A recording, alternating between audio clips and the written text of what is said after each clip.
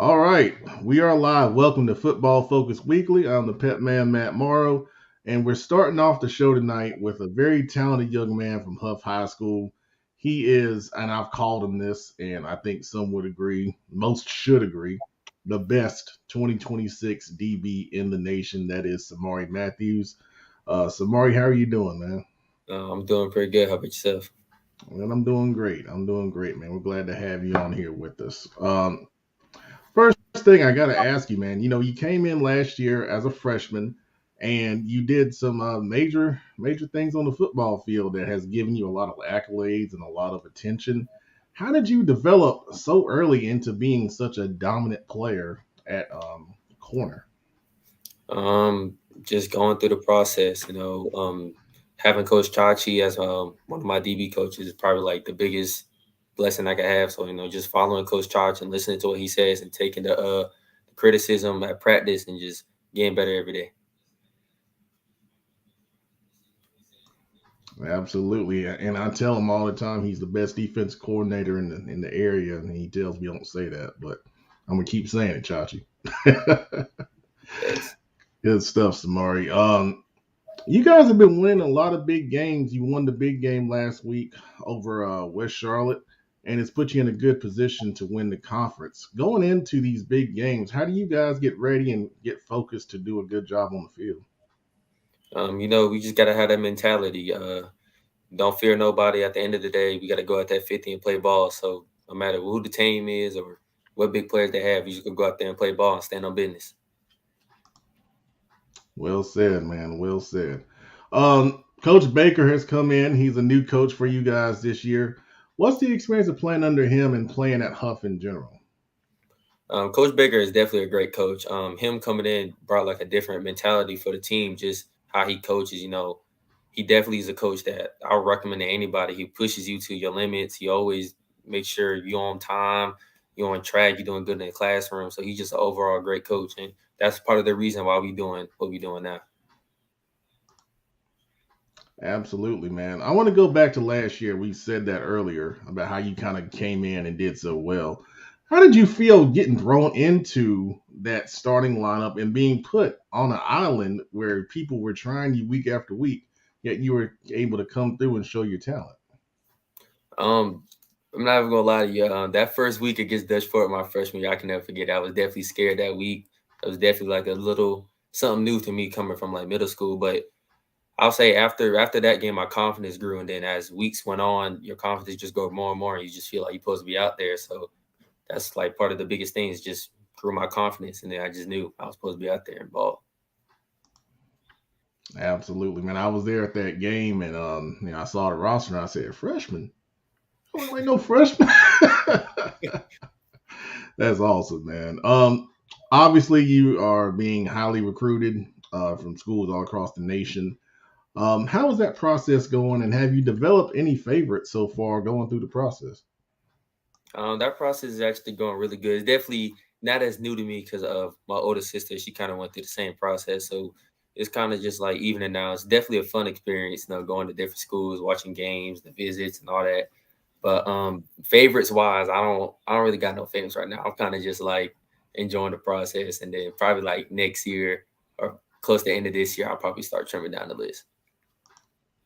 All right, so we got a lot of college coaches that follow us, so I know they'll be watching and they'll say, we need to check in on Samari. All right. Samari, you guys play Mallard Creek this week. They have a really good receiver in Benjamin Black. How are you looking to facing the challenge if you get matched up against them?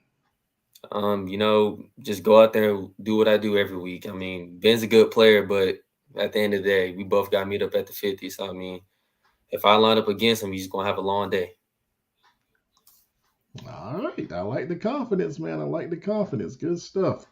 Um, for people that may not know you, man, what do you like off the field? Are you kind of just all football all the time, or do you like to have some fun?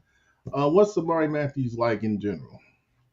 Off the field and on the field, Samara is two different people. I mean, off the field, I'm definitely more outgoing. I just talk to everybody, very social.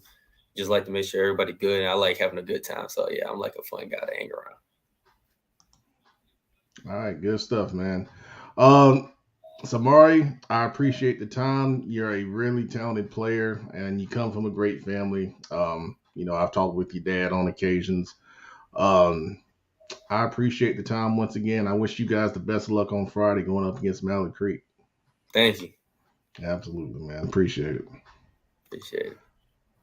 All right, that's Huugh, star, sophomore corner, Samari Matthews, one of the best DBs in the nation overall, and the best in the 2026 class. All right, I'm the Pet Man, Matt Morrow. Once again, welcome to Football Focus Weekly. We're excited to have you tonight. We've got some different things going on tonight.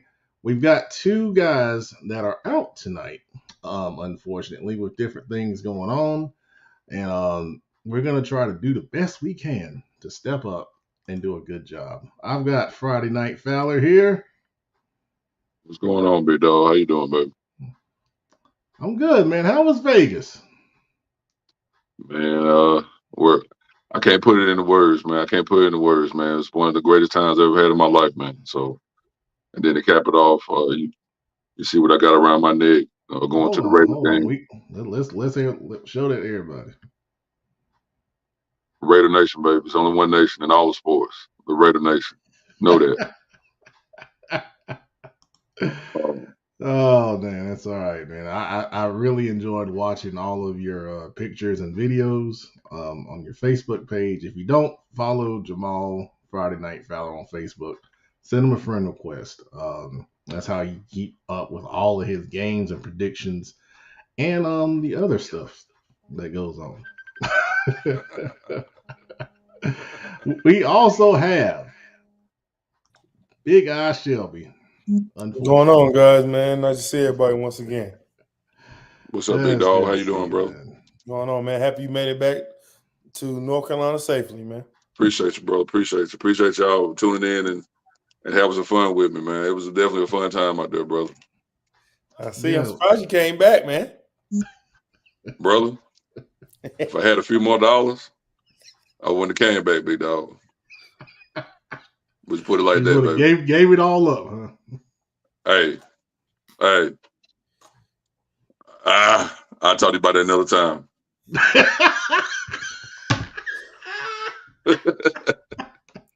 I don't know what that's about, but okay. Hey, trust. I will let y'all know. You know what I'm saying? I will let the people know. But just know, I'm telling y'all because I consider y'all fam. If I had the right paper, Molly Mall wouldn't have came back, baby. All right. Well, we got some people that are here tonight watching, as always. Nikisha, good evening. Nikisha alerted me that we have, and I didn't even know this, there are top fans for our show. And she was upset she was number 2 on the list. Guess who number 1 was? Chat administrator. Nope. Who was Joe Hughes. Joe Hughes is number 1. But, okay. Joe is like a part of the show, I think he's number 1 because he comments so much. But hey, Pep, man, turn your mic up, man. It's like your volume went down. Is that better? Turn up some more. Big Guy, can you hear me? Yeah, I can hear you. Sound good on my. It seems like it went down. Turn your volume up, man. What the? It is up. I don't know what happened. Okay. Well, either way, if y'all can't hear me, y'all let me know in the comments. But let's see. Summer is here. Good to see you, Summer. Appreciate What's up, Summer? How you doing?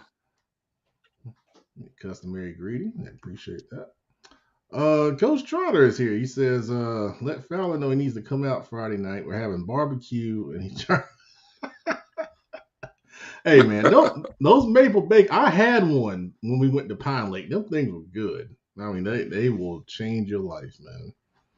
Good. Depends on what time I get out work, Coach. I appreciate the invite, though. Yeah, you need to check it out, man. All right, we're gonna finish up because our next guest is here. But then Nikisha, this is for you, Big Eye. Says he drove right by her, no honk, no wave. I have no recollection of what she's talking about. All right, there it is. And Karen Belk is here. Good to see you, Karen. Karen Belk, baby, it's homecoming, Miss Belk.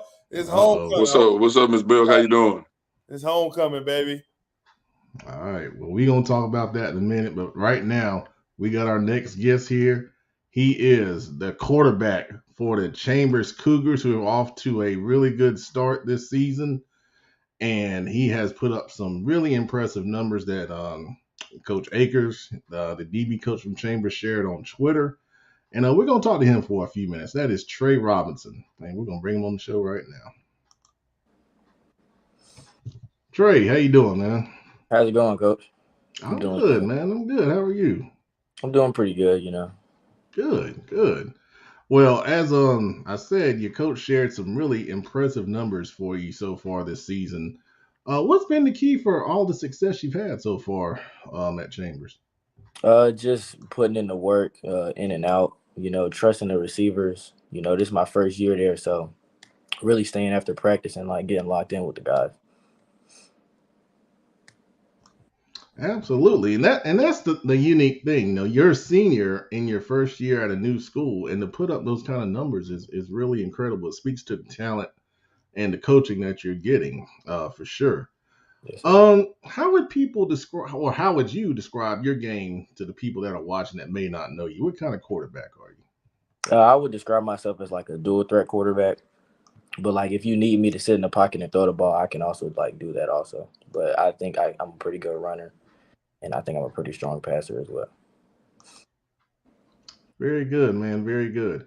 You guys, started off the season with the tough loss to Benedictine out of Georgia, but then you started winning a whole bunch of games in a row before the Huff game.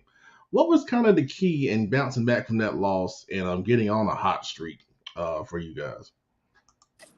We just had a really bad taste in our mouth after that game, and we really came into practice and we knew what kind of job we had to get done because the way we went out that Friday night, it was very unacceptable. So we had to get on the 3-game winning streak, and unfortunately lost the Huff, but we're back on the winning streak that we need to be on. Yeah, I've been watching you guys highlights and social media and everything, and it's been impressive for sure. And let me ask you about that. You guys, and I'm talking about Chambers as a school, do an awesome job with social media. I mean, how does that feel as a young man, knowing that every Friday night you got someone out there filming you and is going to put you out there and make you look good? That's gonna make you feel good, right? Yeah, it's really good to have the exposure, but it's also a good thing and a bad thing, because everybody wants the exposure. So we're gonna get everybody's championship level. So we just got to make sure that with all the good social media stuff that we're still performing and doing what we got to do to win. That's a really good answer, man. That's spoken like a true leader. That's good stuff, man. Really good. As far as aspirations of playing in college, do you have desires to play on the next level? And if so, what schools are you interested in right now? Yes, I do have aspires to play in college. I'm interested in North Carolina A&T University, Norfolk State, William and Mary, Georgia Southern, schools like that. Awesome, man. Awesome. Good stuff. Now, what's going to be the key for you guys to, I know you mentioned, you guys have kind of bounced back from the Huff loss. So what's going to be the key for you guys to get into the playoffs, make a deep playoff run, and contend for a state championship? Our goal is just be 1-0 each week. For us to win out for the rest of the season, we can't afford another loss to get a good seed going into the playoffs so we could, get some more home games, bring some money into the program, and also just continue to win. We want to be practicing on Thanksgiving. That's our goal. We want to be playing in December, so continue to work and go to practice every day like we need to. Well said, man. Well said. Now, you guys have a lot of talented receivers on that team. Do you have a favorite receiver you like throwing to the most? If I'm being honest, Coach, I throw to whoever's open. So, I mean, I wouldn't say I have a favorite, but, I love all of them. Just like, whoever's open, they're going to get the ball. Man, you are smart, man. I couldn't get you on that one either. Nah. That's good stuff, Trey. My last question for you, Trey. What do you like off the field? You seem like a really kind of chill and laid back guy. What do you really like away from football? Away from football, I'm into like fashion, and like kind of content creating a little bit. But I really like fashion, like dressing and like stuff of that nature. I also like like building houses and stuff, like through like drafting and agriculture and stuff like that. So I think that's pretty cool. I mean architecture, not agriculture. Yeah, man, that is really cool, man. You got to have a high GPA for that, right? Like a 3.4, 3.3, but Yeah, it my freshman year I was slacking a little bit, but I picked it up since. yeah, very good, man. That's cool. That's cool. Now you said content creation. What kind of content are you into creating? I'm looking to start getting in more to like YouTube and like TikTok and Hmm. like stuff like that. On Instagram, build a higher following. Okay. Okay. Awesome, man. Awesome. Well, we try to do something here, so we can try to help you if you're Yes, sir. serious about it. We've managed to get a pretty decent following over the years, but Trey, I've been impressed with your game. I enjoyed watching your highlight film that I checked out, especially when Coach, tagged me in his post. And we wish you guys the best of luck, man. We hope to see you guys at a couple playoff games here in the near future. Yes, sir. I appreciate it. Yeah, it's Coach Hawk coming in. He said you're his QB, so Yeah, there you man. go. Coach Hawk, great guy. He is, man. Thank you, Trey. We appreciate the time, man. All right, Coach. Appreciate it. Absolutely. That's Chambers quarterback Trey Robinson doing a great job leading the Cougars this season. And I'll reshare that post of he's got 17 touchdown passes, only 2 interceptions, about 1,700 yards passing so far this year. And most high school quarterbacks will be glad to have that for a season. So he's doing a great job, man. Excellent. All right, so I'm gonna bring the guys back. Friday night in Big Eye. Producer will be joining us soon. Uh, Coach Dub and the engine are out tonight with different things going on. So we're going to start with taking a look at the RPI rankings. And with these, it's going to be interesting to take a look at where teams are ranked. Because if you don't know, this is how how the state association determines playoff seeding. So I think a lot of people that are really deep into football would be interested in paying attention to this for sure. All right, so I'm gonna get this on the screen. All right, yeah, that looks good. Okay, so we're gonna start with the 4A West. Now, the key in this is to know who is projected to win conferences. High school OT does a good job with this, but now they've started to put their stuff behind paywalls. So we're going to cut this up and give you a snapshot of what playoffs would look like based on right now. So right now, and this is a surprise when I first looked at this, the number one seed right now in the 4A West is Watauga in the mountains, and they're 7-0, and that's really great. But with the RPI, it's a 3-step formula. So the first thing you got to notice is these columns right here. The WP stands for winning percentage. Okay, that's your overall winning percentage. You see they're perfect in that. That 1 is the highest you can get. All right.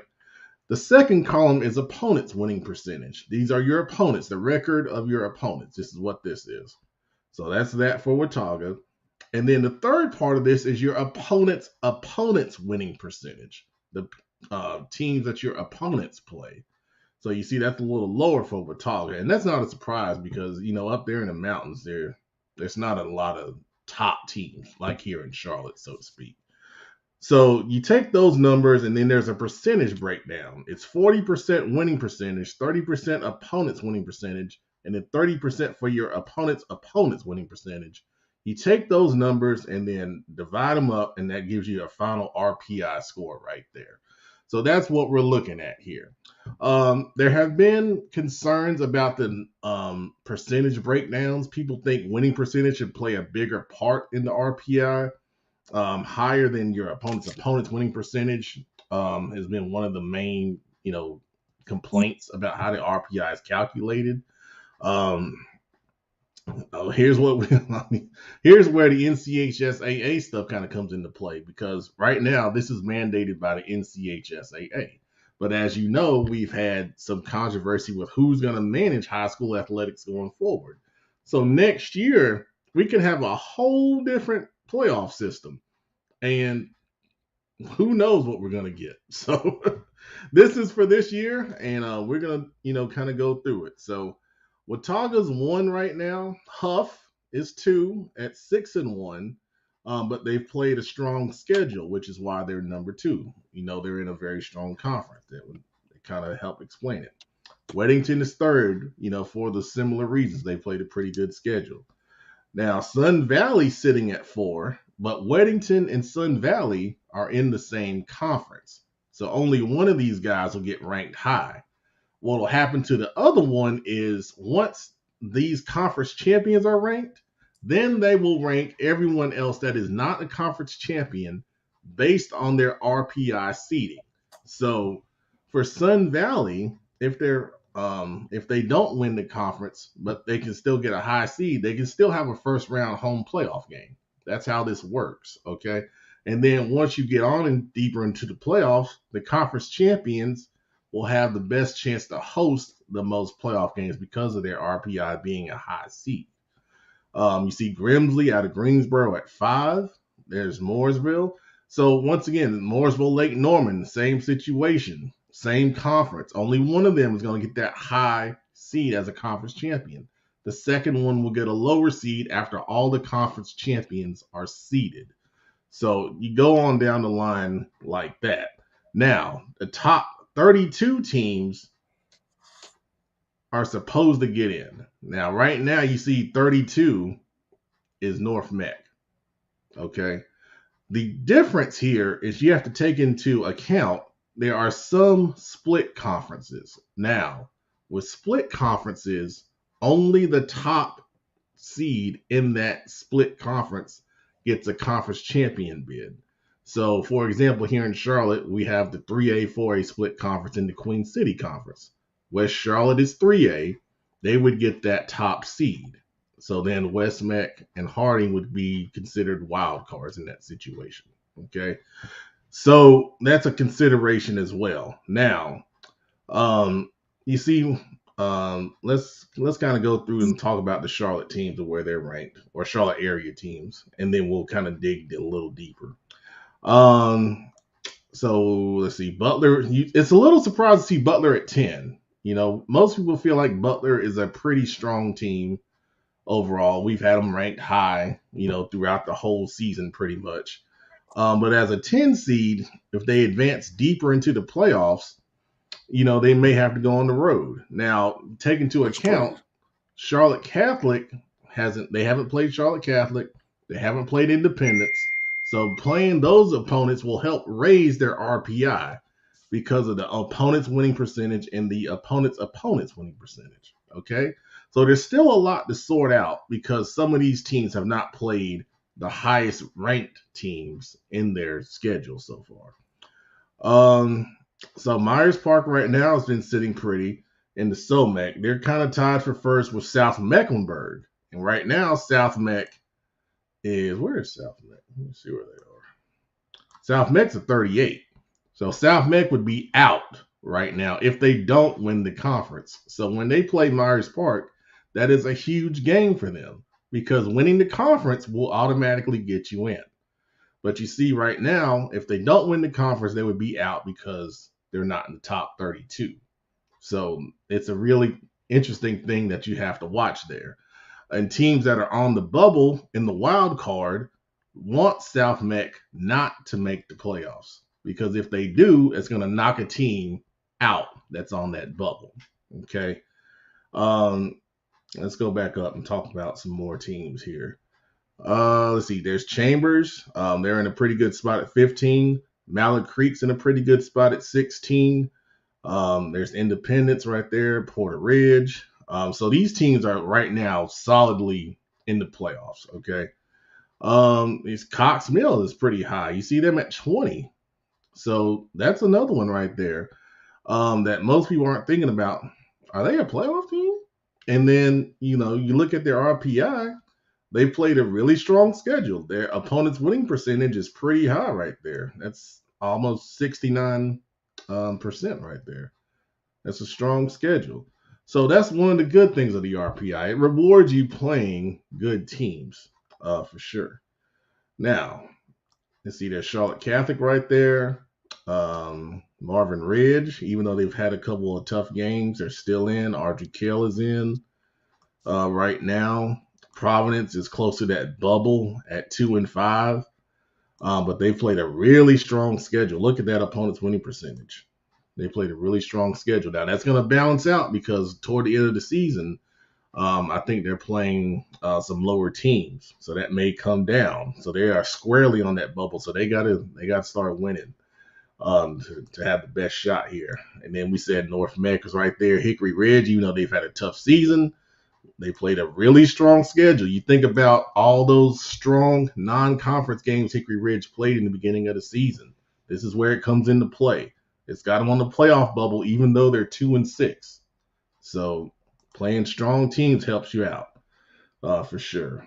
And then right now, sitting on the outside of that playoff bubble, we talked about South Meck and their situation. There's Palisades, there's Hopewell, and you get down in the Rocky River, and then some of the other teams that are sitting on the outside right now. So the main key is you got to win, okay? And then you got to play, good opponents because that'll help keep you in the race there. Let's see. We got some comments here. Let's see what we got. Let's see. Thank you, Coach. I appreciate that. Also, what Coach Trotter says, once Marvin Ridge is healthy again, there'll be a tough matchup. Yeah, they are battling some injury issues, and I totally agree with that. Jerron's talking about Butler, the best 10 seed you'll ever see. Facts.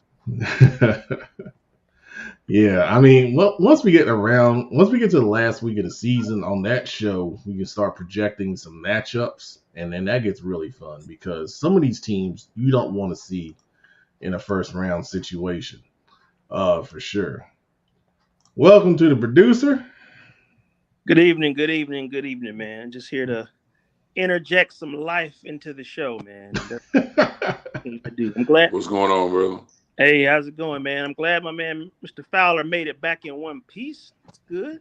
Yeah, appreciate that, man. Appreciate it, brother. No problem, yes, sir. Did you check out the Sphere while you was out there? Oh, man, that thing's beautiful, bro. Oh, okay. Just curious. Yeah. Man. We'll talk about that later. All right. Okay.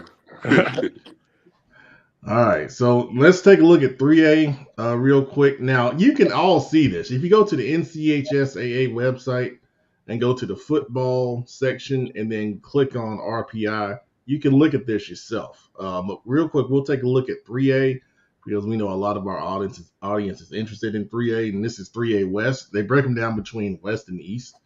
Right now, we got Crest on top at 7-0 and Kings Mountain at 7-0. Obviously, only one of them will get the top seed out of the conference because they play each other. So this is a situation where one of these teams is going to be a high seed, will probably get a first round home game, but second round they might have to go on the road. And these are not teams that you want to see on the road in the second round. Big Eye, I saw your post the other day talking about West Charlotte and their RPI. Yeah, I think a lot will be based off of them these next 2 or 3 games. Where not really Crest Kings Mountain. I think Crest Kings Mountain will be decided that last game of the year. Then West Charlotte has to just got to be careful to drop another loss if they want to be in contention to get that number 1 spot. But right now, if they got it, they win. I'm not sure how their conference works. They're in the 3A, 4A conference, right? Yeah, so they'll be the number 1 3A team. So they'll be a conference champion. So they'll get a high seed. It's just a matter of how high it's going to be. Gotcha. So on their remaining schedule, they've got Harding this week, and then Chambers, that's a big one, and then North Meck. So are you saying West Charlotte, because they're in a split conference, they're going to get? Yeah, that's how they normally always do 3A, 2A, or 1A, 2A. They're the best school, the best 3A team in the conference. 3A team, yeah. Because they get the play out of 3A teams. Yeah. Yeah, so West Charlotte's in a pretty good spot. They're going to be a high seed. It's just a matter of how high, they're going to get to, depending on their last 3 games in the regular season. So we got Hickory. I feel like enough people aren't talking about Hickory. Now, the key here, you look at Hickory's opponent's winning percentage, though. That's pretty low, but it's not as low as Ledford or And Northwest Dudley. Cabarrus right now. That's a very low one for Northwest Look at Cabarrus. Dudley's. 10. Yeah. Well, Another- yeah, Dudley's down there. And then you look at J.M. Robinson. That's even lower. Let you know these teams in their area, man, they're not that good. Well, I wouldn't go that far. I mean, I would say that's that they just kind of haven't what played anyone that's I on know, a but high I'm saying, level. yeah, it's not playing anyone at a high level, but you get 4 non-conference out of a 10-game season. So your 6 is going to outweigh that 4, no matter whoever that 4 is. You know what I'm saying? Look at that 15 seed. Man, 2 Oh, wins. Smoky Mountain. But I think the thing about it Well, too. look at this. Look at that. Yeah. That's the highest one I've seen so far. That's 86% on your opponent's winning percentage. That means they're playing a heck of a schedule. Man, Yeah. it's kind of crazy, man, with those mountain teams, man. They give them every year like too much respect. I can understand why they was upset at first. And why they feel like they wanted to get higher playoff seeding for being undefeated and things like that. But like I know we all 4A. Like for 4A, I take a look at Watauga's schedule. They play TC Roberson 1-1. Blew out Avery County, blew out Mayan, play AC Reynolds 1-1. Blew out North Davidson, blew out South Caldwell, 1-7 to Alexander Central. Back to play High Brighton, play Freedom, play Ashe County. They're not really playing quality football teams enough for you to feel like they're just the best 4A team on our side. You know what I'm saying? So yeah. I mean, no shade to them. They're good teams, but whenever you consider being number 1 outright, that means you're clear cut like nobody's close to you. I mean, yeah. I mean, I get it. Believe me, I understand what you're saying, and we'll go back and take a look at Watauga's numbers in a second. But just in our area right now, comfortably in the playoffs, Northwest Cabarrus, J.M. Robinson, Statesville is in a pretty good spot. Did I just see they got Eastern Guilford ranked ahead of Dudley? Well, it's not a ranking. It's okay. Yeah, so this is just based off of when they do this, when they go in and do the seeding, you can obviously it's gonna look different after the last game of the year because a lot of people conference championship. They looking at it like pretty much if the season ended like today, this probably what the rankings would be if it wasn't based off of people playing for the conference championship. Right. So in our area, let's see, East Lincoln is in a pretty good spot. South Point, even though they're 3-4, at 22, they should feel pretty good. They just got to keep winning. That's the thing. Concord, they've got a huge game with Northwest Cabarrus. They're at 5-2. Hunter Huss is in a pretty decent spot. North Gaston, if they're in right now, will make the playoffs. Ashbrook would be in. And these are teams that have had some pretty much challenges. their whole conference too. Yeah. West Kings Mountain, North Gaston, Hunter Huss, Ashbrook, South Point. How many getting in again?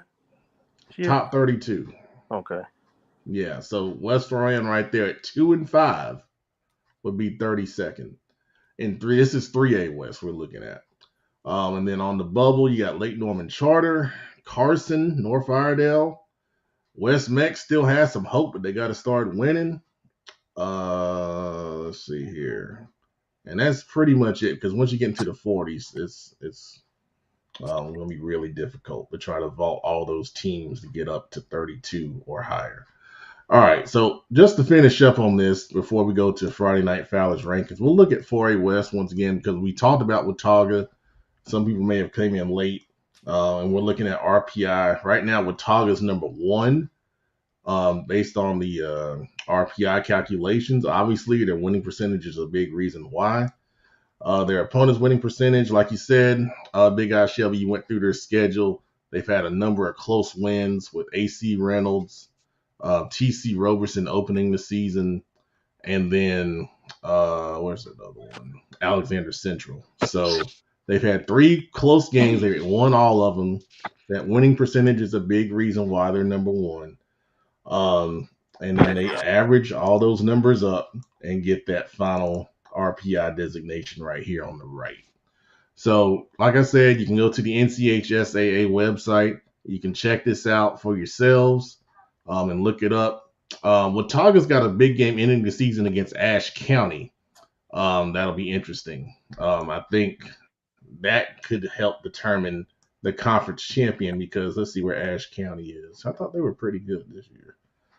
Maybe they're not 4A. I think I don't think they're 4A. Yeah, I don't think Ashe so. County, no. At one point, they was Yeah, that's a split conference. They're 3A, but they're 5-2 this year, so that could pose a challenge to Watauga ending the season. All right. One they lost was the Mount Airy though. Who lost? Ashe County. Ashe County. Yeah. I remember we talked about that game. Real bad. Yeah. All right, some comments here. Let's see. Summer Blevins says that's why you want to play tough competition. Absolutely.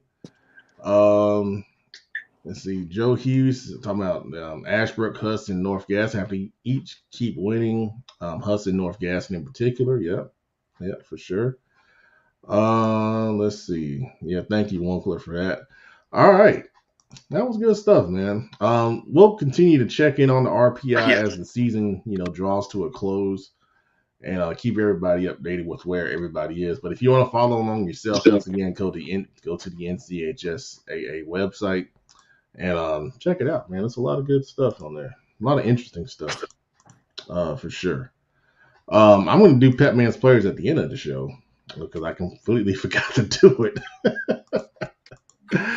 And we're going to go to Friday Night Fowler's rankings and see where he's got everybody at this week.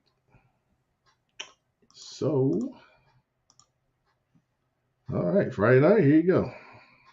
Let's go. 4A going into week 9. Week 9, pretty much everything's about the same with the exception of I had West Forsyth last week at number 9, but they suffered a disappointing loss, in my opinion, to a 1-5 Reagan team. So I dropped them out and I put Hoggart in.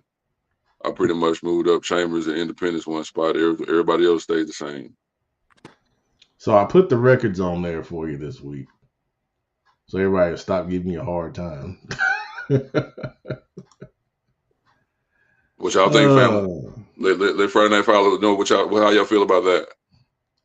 Where's our guy Far West Sports? He's always on you about 1A. I saw y'all had a very pretty tough list, man. Pretty good list, man. A lot of good teams. A lot of things to be settled for a lot of these teams, man. Good records. I mean, this time of the year, man, where the real starting to separate from the fake, man.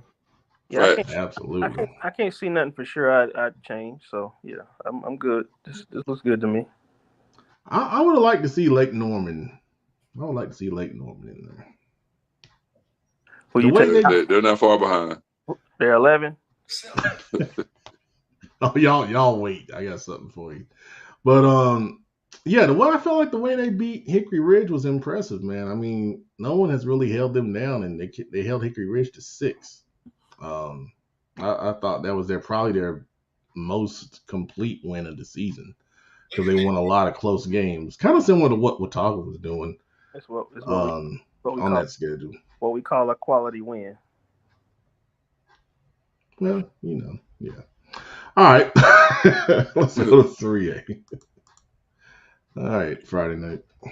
3A, pretty much. Chris did his thing last week. Kings Mountain, even though they were struggling in the beginning, pulled away from South Point. Deli did that thing on homecoming. 71st Northern Nash, J.M. Robinson, all did that thing. Hickory did that thing. I had to drop West Charlotte. Had to drop Doug C a little bit. It was 23-7. That's 16 points, man. Had to drop them. If it was a closer game, I might have left them where they was at, or maybe 2 spots, but had to drop at least a few spots down to number 8, though.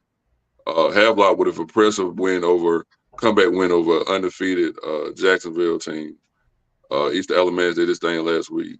So that's my top 10 for 3A. 3A is strong, man. 3A is really strong. I mean, anytime you got West Charlotte at 8, and I mean, you can justify it. Yeah, you definitely can justify it. So it's going to be a war in 3A. Joe Hughes has got a question for you Friday night. He says, how much of this list was crafted by a pool in Vegas? I'm gonna guess a considerable amount. Just a guess. Nah, none. Oh, All up here, baby. All up here.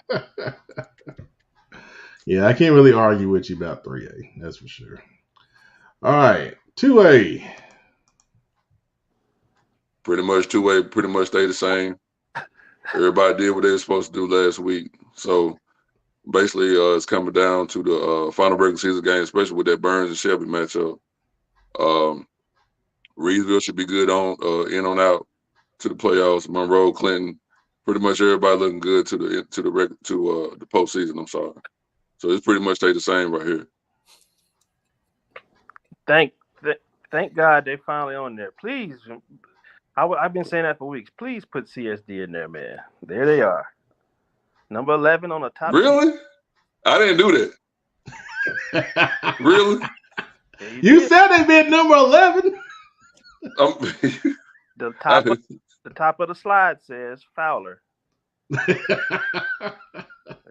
Hey, that's what's up though. See, we have made Trayvon happy. Trayvon, what's going on, baby? How you doing, man? There you go, man. Thank Pell for that, not me. You said they were 11. I know, but that's not top 10. So I put it on there. Okay. Hey. Tell them, Fowler, Oh, and by the way, I want to apologize for what I said last week because the Carver Yellow Jackets went homecoming last week over Corby and Community going away. Oh, So that game against Community School of Davidson the week before wasn't a fluke. My bad, Travion. How about that, baby? I did not know Carver won that game. 26-14. Oh, man. All right. Yeah. All right. Go ahead, Carver.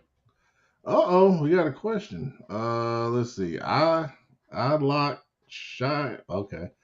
He says, how you drop West Charlotte to 8 by losing 16 to your number 2 ranked 4A team? Hey, bro. We got to produce on the field, baby. What was West Charlotte before that? Before the loss? Number 3. Oh. Okay. No, 4. My bad. Only 4 spots. I think it's reasonable. They can redeem themselves in 2 weeks when they play Chambers. That's true also. It's true. Well, thanks for watching. I never seen your name before. I lock shy. So I don't know how you spoke. Good question. Good question. I like that. Yeah, good stuff, man. What's happening, brother? All right. So let's go to 1A. All right, Friday night. I mean, nothing changed here really, except maybe 9-10. Murphy took a close loss to Robbinsville last week, who somebody on the page is trying to get me to put them up. You know what I'm saying? But it was a close game, as it always is with Robbinsville and Murphy. But pretty much everything stayed the same with 1A. There's still the top 2 dogs is Mount Airy and Tarboro, in my opinion. But it's pretty much the same right here. So nothing changed. Pretty much about the same, baby. Yeah, that one guy is a big Robbinsville fan. And he says they're not ranked lower than 3 anywhere else except with you. Hey, man, look, bro, look. It's like this, man. If you don't think you can beat somebody, you ain't gonna schedule them. So don't sit up here and schedule Raven Gap, get beat 36-0, and expect to stay at the same spot. No. If you didn't want that to happen, don't put them on the schedule. Bottom line of the situation. So you put them on the schedule and you got whooped, you fall. Period, point blank. All right. That's pretty straightforward and easy to understand right there. Okay. Joe Hughes says Friday night football, don't sweat the techniques. Wow. There you go. They don't call me Friday night for nothing, baby. Remember that. Far West. Jerron is supporting you. You already know what it is, or 336 in the building, baby.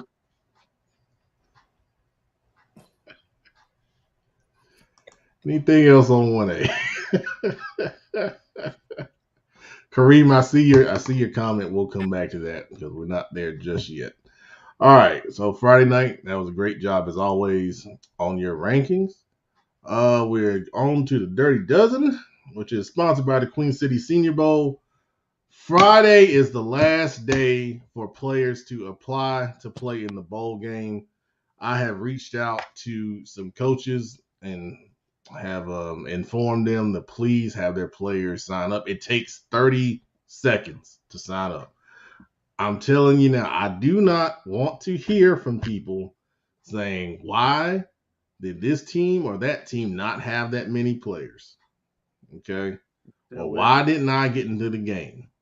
Did you apply? No. If you didn't apply, then you're not eligible. It's that simple. It's very easy.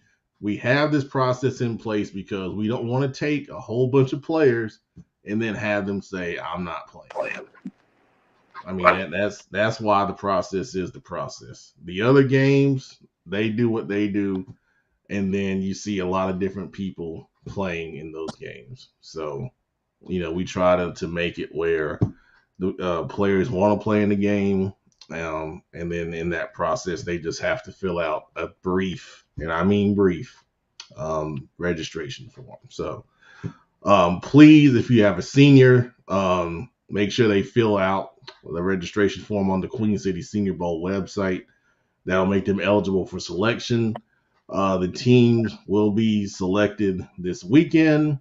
The show will be produced, and then that show will be released hopefully on October 22nd.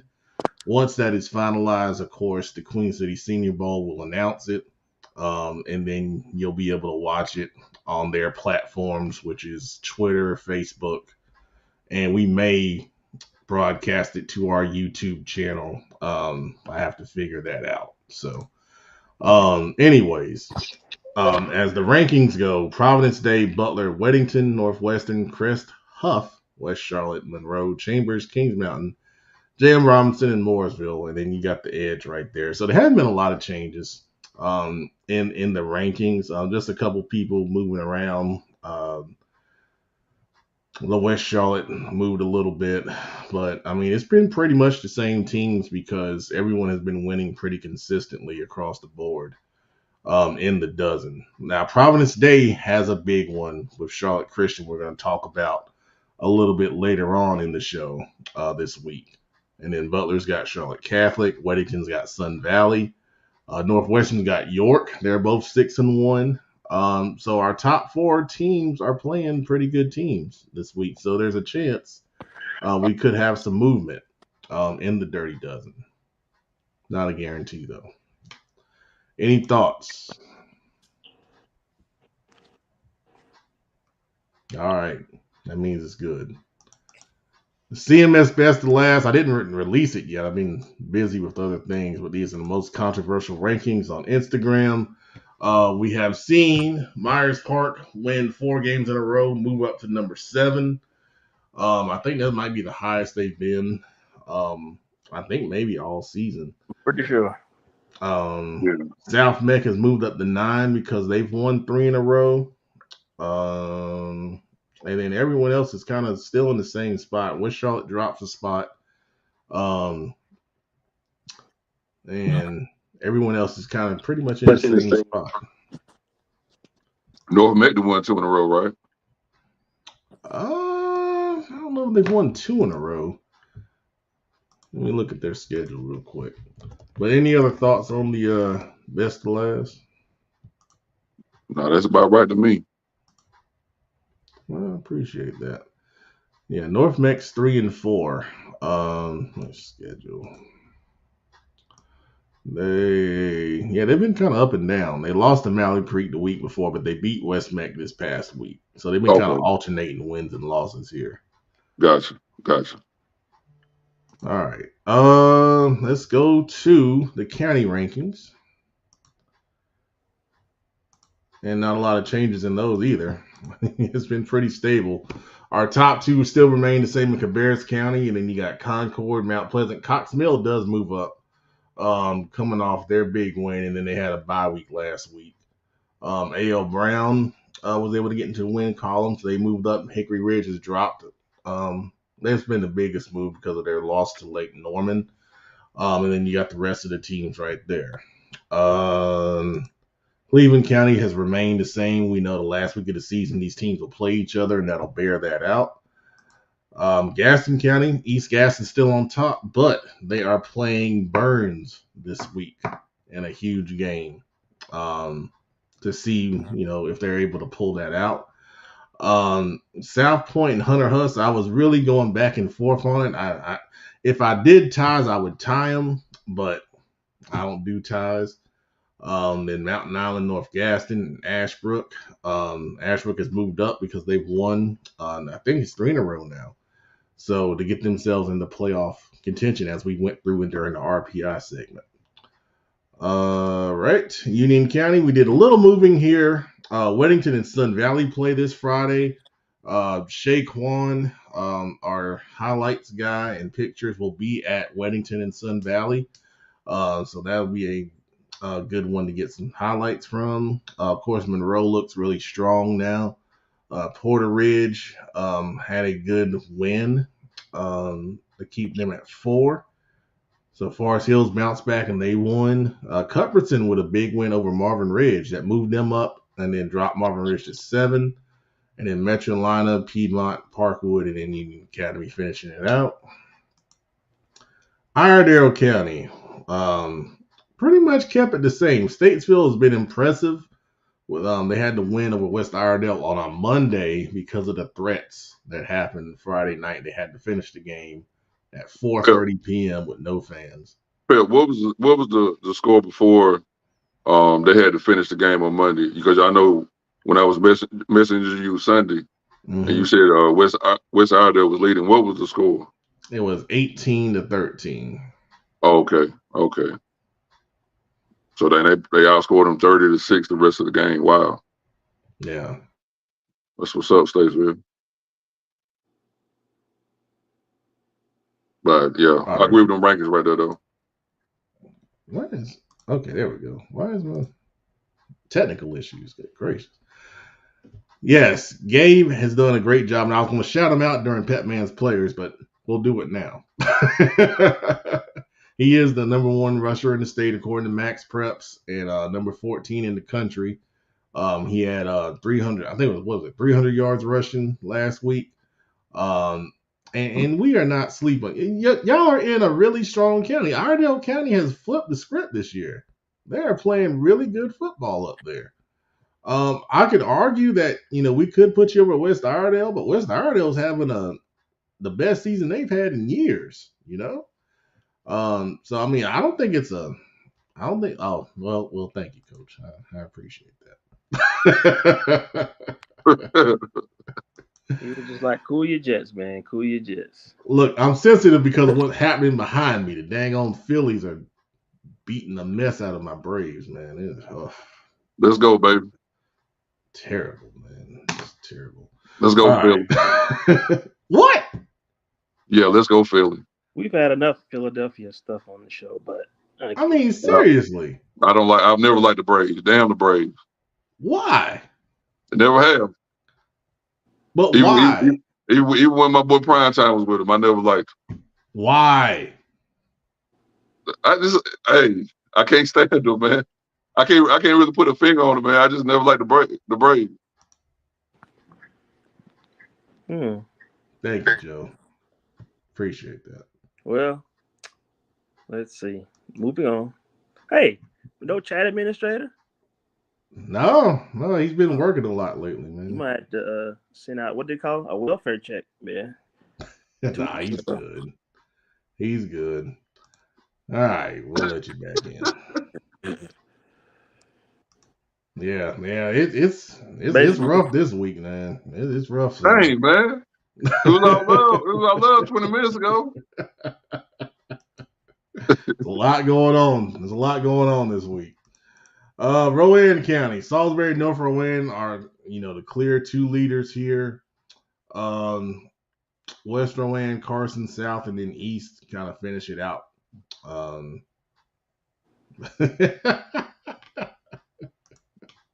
He's good, man. He's good. I'm telling you. All right, man. We're gonna trust you. We only got one chat administrator, so hey. I know, man. We the one we got. We can't afford another one. Yeah. We gotta get more sponsors. Struggling, man.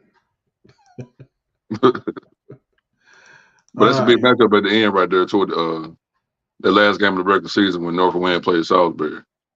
Oh yeah. Yeah, absolutely. Yeah. Stanley County remains the same. So South Stanley is 4-3. They beat Albemarle last week. I looked at maybe moving them up over West Stanley, but West Stanley beat them 34-0 earlier this season. So, and West Stanley still had a pretty good year as well. But North Stanley is still on top, and Jay Jackson had another great game. I'll tell you about that when we do Pet Man's players at the end. And then South Carolina, Joe Hughes, I know you got something to say on this.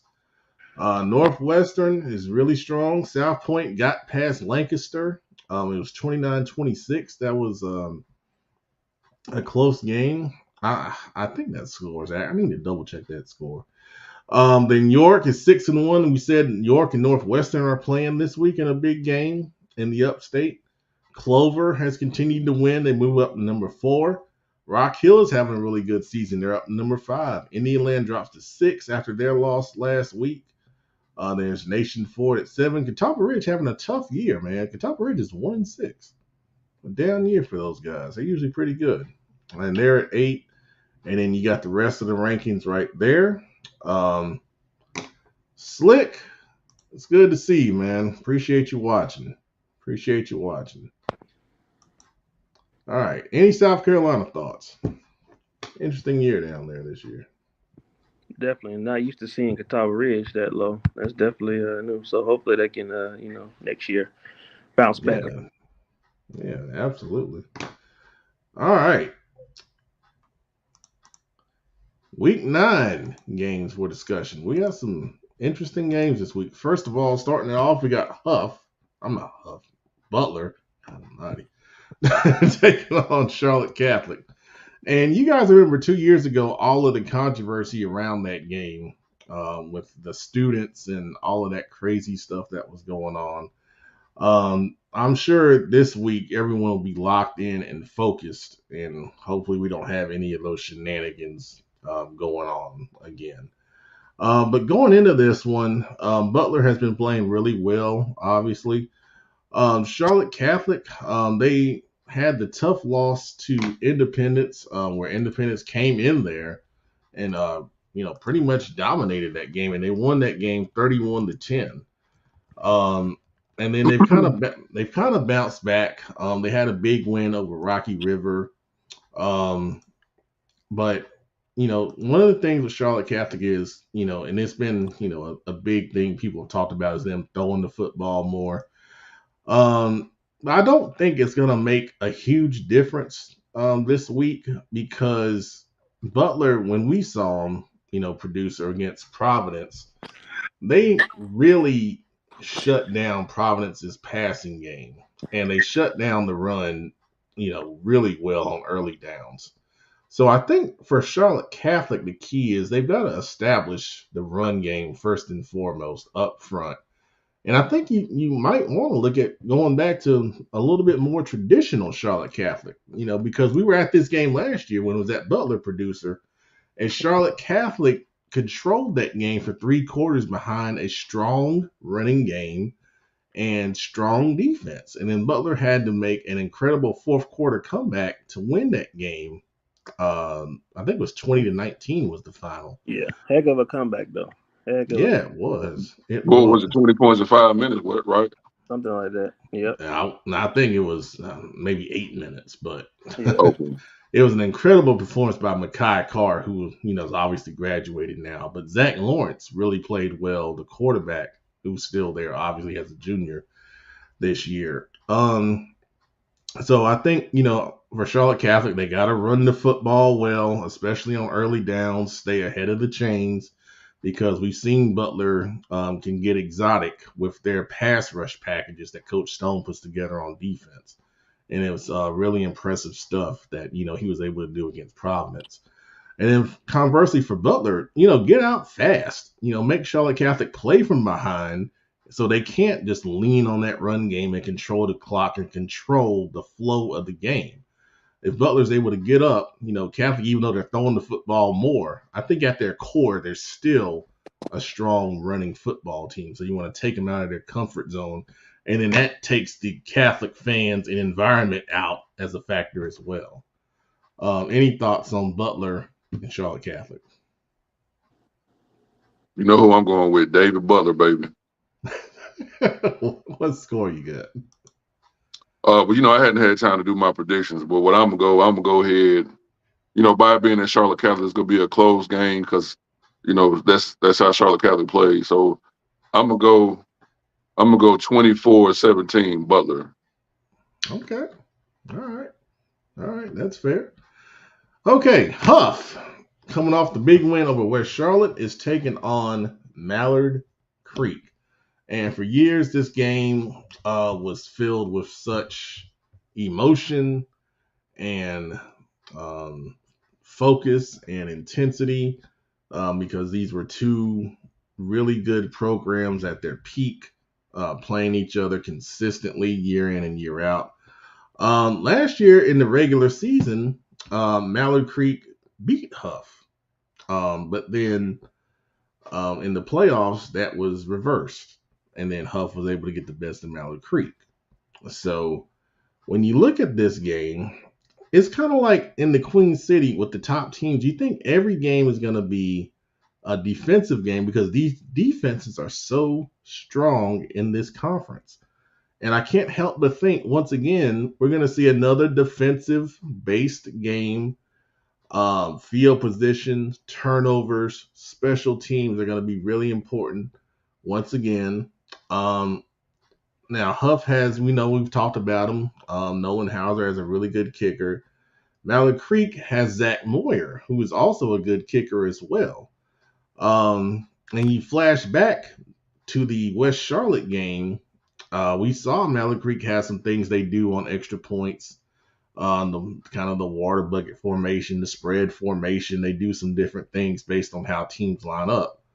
We also saw that against Independence. So one of the things is if Mallard Creek is able to score, those extra points are going to be very important. And, Huugh will have to be ready to line up against all the different, tricks and things Mallard Creek could show in those situations. We know, and then we talked to Samari Matthews, the star corner for Huugh before, at the beginning of the show, I should say. And, we mentioned, Mallard Creek has Benjamin Black. He's incredibly fast. He's committed to Rutgers, but he's receiving other offers, including he just got one from NC State earlier this week. And that's going to be a fun matchup to watch, whether he's matched up against Samari or Xavier McIntyre on the other side, who I think is a really good corner as well. Will Huugh leave one-on-one, coverage on that, or will they kind of roll a safety to help out on the deep balls that Mallard Creek will take shots at with Benjamin Black? I think I'm sorry, I was going to say, I think you looking at both of these teams are, you got two teams kind of hitting their stride, peaking at the right moment. Neither team really probably started the season how they wanted. Huugh, even the first couple, I think they dropped one to Burns, and then beat Myers Park, but didn't put up a lot of points. So they had kind of a slower start by their reputation out of the gate. And then Mallard Creek had a real tough schedule, and then stopped, is now stringing some wins together. So I think it's a good matchup because you're seeing two teams kind of peaking at the right moment going into the playoffs. Hope to start scoring a lot more lately. Mallard Creek's offense has gotten a little better as the season has went on. So peaking at the right moment. So it's going to be a good matchup. Yeah. Now, speaking of Mallard Creek peaking, after that West Charlotte game, they defeated Hopewell 48-0, North Mech 34-7, and then Harding last week 53-0. So can those offensive successes replicate themselves this week, and have they found something that they can work with? I think a big key, can the Mallard Creek offensive line get movement on that Huugh defensive front? we talk a lot about Huff and their defensive prowess, and it's a lot of names in that back seven. The front line, though, does a really good job in setting the tone and getting off the football. Zane Bostic does a great job in helping establish that line of scrimmage up front. And that's going to be a big key because we know Mallard Creek likes to run the football first and foremost. If they're able to block that first level, they have enough talented guys with speed to make a difference if they get into some space on that second and third level, for sure. Can I throw a side observation out? Yeah. You mentioned Benjamin getting the offer to NC State. I think him and KC together could give some defenses some fits potentially. I just random thought I threw out. Yeah, I think NC State is going after a lot of receivers, based on some things that have been going on over there. Friday night, what's your score here? You haven't done them yet. I'm sorry. No, I can go ahead and give you a prediction. All right, go ahead. By then, like we were saying, two hard-nosed, hard-hitting defenses. I predict a low-scoring game, but I'm gonna go with Huff, 17-10. Okay. I think they make one or two more plays on offense, and that'll be the difference in the ball game. All right, there you go. All right, Sun Valley at Weddington. As I said, our guy Shaquan is going to this game, so we'll have he will have some highlights and pictures that I'll share on Instagram. When you look at this game, this is Sun Valley's biggest game of the season. Sun Valley is undefeated this season at 7-0, and they've been doing a great job behind senior quarterback Brady Turriff and then Braylon Martin, who's playing some receiver and some DB. Those are the two guys that are really standing out for the Spartans. This season, they've defeated Central Bears, Anson, Myers Park by 1 in the third week of the season. Parkwood, Alexander Central, Country Day, and Cuthbertson. They had a bye last week, so they've had 2 weeks to get ready for Weddington. I think the key here is stay in it. They can't let Weddington get out to a 2-touchdown, 3-touchdown lead and build their confidence. You got to let Weddington know they're in a fight for 4 quarters. The problem or the challenge here is Weddington's at home. And Tim Winters at Union County Football, who does a great job covering Union County, told me a long time ago, Weddington just doesn't lose at home. So you got to overcome their environment and stay in the game. The longer that it's close, the better chance Sun Valley has of getting a win here. Conversely, for Weddington, it's the opposite. Take their heart. You know, they're undefeated. They've had 2 weeks to get ready. They're chomping at the bit for this spotlight. You come out early, Tyler Budge, Keenan Jackson, those guys on offense. I'm sure, Coach Capone will dial up a couple of deep shots to try to take the heart of Sun Valley out early, and get on top and then let that confidence kind of drive the bus the rest of the game. So a fun game, an important game in Union County. Friday night, what you think? Hey, I know Sun Valley is having a great season. Shout out to them. They produced some great players in the past, with Sam Hough. But it's at Weddington, baby. It's at Weddington. And I have to go with them Warriors at the crib. So I got Weddington 28, Sun Valley 14. Okay. All right. Good stuff, man. One thing that we haven't mentioned yet, weather could be a factor, but producer, you said the rain you think is now moving later on Friday? Yeah, rain shouldn't hit really till after the most of the games are over. As of right now, last I looked. Yep. Really late night, so should be in the clear. All right. Good deal. There were a few games that were moved to Thursday, kind of out in Gaston and Cleveland County area. East Gaston Burns being one of them, I believe. But we'll talk about that in a minute. It's a game up here that got moved to tomorrow night as well. Oh, really? Yeah, Mount Tabor and Glen got moved. It's senior night, and I guess that chance for rain kind of scared some of the officials at Mount Tabor, so they moved the game, their senior night, up to tomorrow night. Okay. All right. Yeah. Got you. All right. So another big game, Providence Day is taking on Charlotte Christian. This has been a big game in the private school ranks here in Charlotte for the past few years, as these two teams have, kind of been the standard when it comes to private school football here in Charlotte. This year's version has Charlotte Christian there at 5-2 this year. Their two losses were to Calvary Day down in Savannah, Georgia, which I don't know how good Calvary Day is, but I'll find out. And then they lost 28-13 to Raven Gap, who we know is a really good program, for sure. Now, Providence Day, obviously, they're 7-0. They have not, had a loss. Their closest game, I believe, was that week 1 game against Northwestern that was played at Bank of America Stadium. And since then, they've just been rolling along. They're a machine, putting up a ton of points and then just keeping people off the scoreboard. Coach Coro, defensive coordinator, is doing a great job with those guys. I'm sure he's a little overshadowed by all the stuff the offense does, but deserving of some kudos and congratulations, for sure. All right. What was all that? Technical issues. Not over here. Okay. Anyway,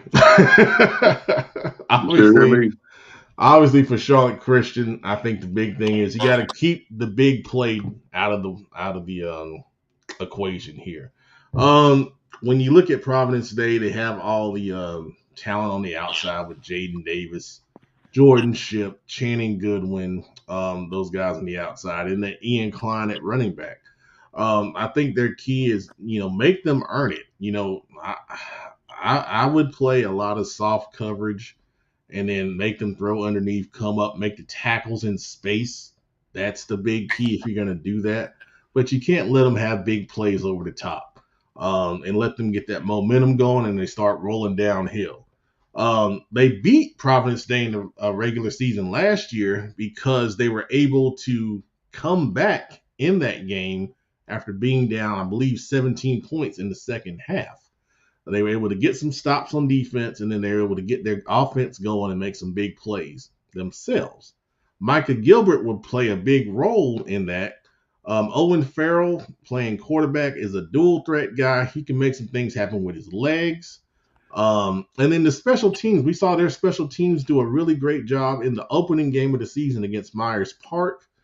They have some really good guys that can make some plays in space over there. So I think those are the keys in a really big game. And it should be a really good environment. I think the fans will come out for both of these schools and make it a lot of fun. On Friday night, I know you don't do the private schools, so I won't ask you for a prediction here. But yeah, this is gonna be a good one. Should be a lot of fun. All right, East Gaston taking on Burns. East Gaston is undefeated on the season. And the thing with East Gaston, a lot of people keep saying they haven't really played anybody. We've talked about it on this show before, that they've been ducking smoke, or however you want to put it. But now is a time for them to really kind of shut some people up. If they go to Burns and they get a win. So far this season, East Gaston has beaten North Gaston, Corvian, Stuart Kramer, Ashbrook, Cherryville, Thomas Jefferson, and Bessemer City. Okay. The best win out of that group might be either Ashbrook or North Gaston. And those happen relatively early in the season. So going to Burns for your East Gaston, this is where you have to come together and say, guys, we're undefeated. we're a good football team, and we're going to go out here and we're going to show the world that what we've done is not a joke. Okay. I think those guys will be super fired up to go out there and prove to everyone, from what everyone has been saying about them, is not true.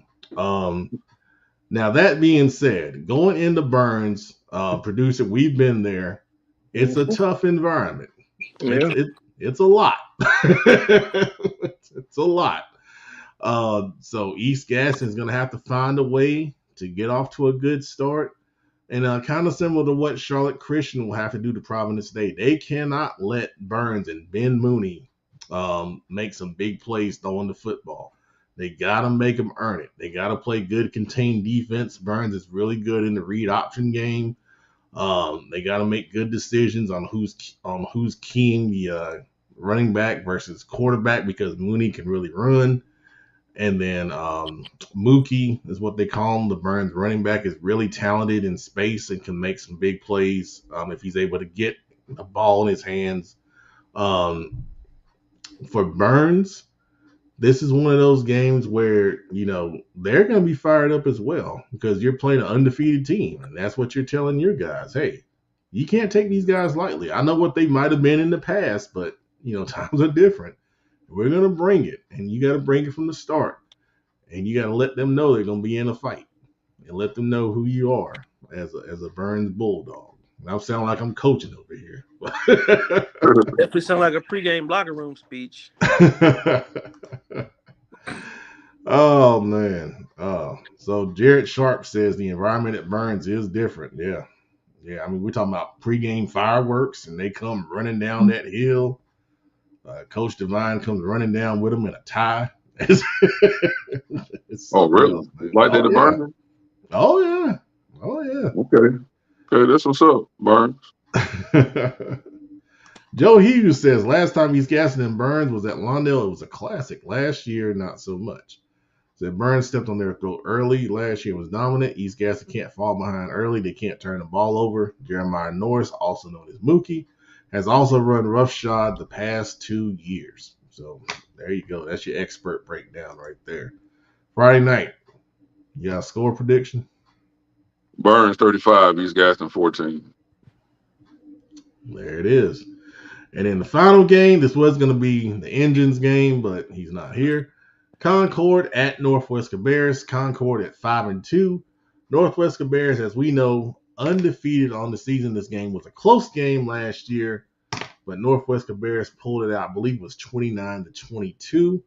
Concord is a run-heavy team. Northwest Cabarrus is going to have to stop the run on early downs, force Concord into 3rd and longs, and make them throw the football, which, they can do, but their philosophy is run first, run second, and then run it again to help control the game and the clock and possessions. On the flip side for Concord, Alex Walker, the Northwest Cabarrus quarterback, had a really good game last week. So obviously controlling the passing game, find a way to get pressure on that quarterback up front, and don't let him get comfortable. And then Northwest Cabarrus has some guys that can make some plays in space, so they got to tackle well in space and don't let a 5-yard catch turn into an 80-yard catch. And then we've been to Northwest Cabarrus before. It can get a little crazy over there, too. They got some good fan support. And it's very tight on the sidelines. There's no track there, right? Correct. Yeah. Friday night. Yeah, score prediction here. Northwest Cabarrus 31, Concord 20. Oh, all right. There it is. Those are your week 9 games that are the big ones, according to us at Charlotte Football Insiders. All right. It is prediction time. Last week, Friday night was perfect and has opened up a 4-game lead on producer? 5. Well, the losses, kind of average. Oh, yeah. 4.5. Yours truly's in 3rd place. Big Eye in 4th. The Engine did not pick, but He moved up to 5th because Coach Dub went 2-4 last week, and then Joe Hughes had a good week and is now over 500. All right. Week 9 predictions. We have the other guys' predictions on. I'll share them. I have them in text. So let me pull those up and I'll share them. Okay. Here we go. Oh, good gracious. All right. Huff at Mallard Creek. Producer. Huff. Friday night. Huff. I'm going to take Huff as well, and it's a clean sweep for Huff because Engine, Big Eye, and Coach Dub all took Huff. All right, Metro Atlanta Christian at Cannon School. Friday night. Cannon School. All right, I'm going to take Metro Atlanta Christian. Producer. Metro Atlanta Christian. All right, and then Engine, Big Eye, and Coach Dub all took Metro Atlanta Christian. All right. Damn, man. North You need to keep up with the private schools, though. Yeah, important, man. North Gaston at Hunter Huss. Did I go first yet? No. Okay, I'll go first. I will take Hunter Huss. Producer. Hunter Huss. Friday night. Hunter Huss. All right, it's a clean sweep for Hunter Huss because Engine, Big Eye, and Coach Dub all took Hunter Huss. All right, West Forsyth at Davie County. Man. Friday night. Man, this is a tough one, man. Because as you know, up here in my neck of the woods, I know both of these teams. I know kids on both of these teams. People from Davie County and West Forsyth, man, it's going to be a tough one. And West didn't make it no easier on me losing last week to Reagan. I'm gonna take West, man. Okay, producer. Like you said, I'll start looking at some really tough. I'm gonna go Davie County. I'm gonna take West Forsyth. Engine, Big Eye, and Coach Dub all took Davie County. So there you go. And then the bonus, we got a little college football action this week. We got Oregon at Washington. I am going to take Washington. Friday night. Woo, boy. Michael Penix playing his ass off. So is Bo Nix, man. This gonna be a great game, high scoring game. I'm gonna go with them dogs, man. I'm gonna go with them Huskies, man. All right. Producer. It's gonna be like that 106 or whatever it was, 106.3. Oh yeah. It's gonna be like that, man. He's right about Michael Penix, man. But I'm gonna go Ducks. All right. So Engine, Big Eye, and Coach Dub all took Oregon. All right. So those are the week 9 predictions. All right. So now we're gonna go to best of the comments, and then we'll finish with Pet Man's players. No slime time tonight since half the crew's missing. Oh, I had a good slime too, baby. I had a good one. All right, we'll do it. What the heck? Let's see. Coach Trotter says those are his picks right there. So we'll note that. Coach Haverkamp is going for Oregon. All right, duly noted. Joe Slater, information on Calvary Day. That's why you guys are the best fans, man. You're doing the research for us, man. 7-0. Wow, that's impressive. You know, Calvary Day down in Savannah, Georgia, man. Who are they playing this week? Calvary Day? Well, no, they beat Charlotte Christian earlier in the season.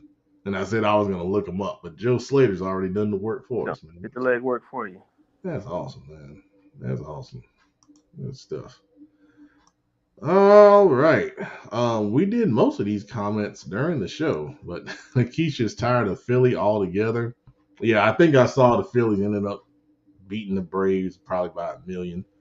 I hadn't had a chance to watch the real playoffs yet. And I got home and I sat down and I had some KFC hot wings. Like we talked about on Facebook, producer. I had a box of KFC hot wings for $5. And as soon as I started eating the second wing, we were down 4-1. Only took 2 wings, man. 2 wings. That's how much playoff baseball I've enjoyed. It's 2 wings worth. Oh, man. Terrible, man. All right. We got any more comment? Oh, Kareem, I'm sorry. Here's your comment. He said, Huff over Mallard Creek by 14 points. All right.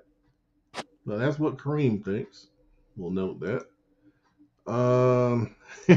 We were doing the 1A rankings, and Joe Hughes said for Coach Dub, where's Mountain Island?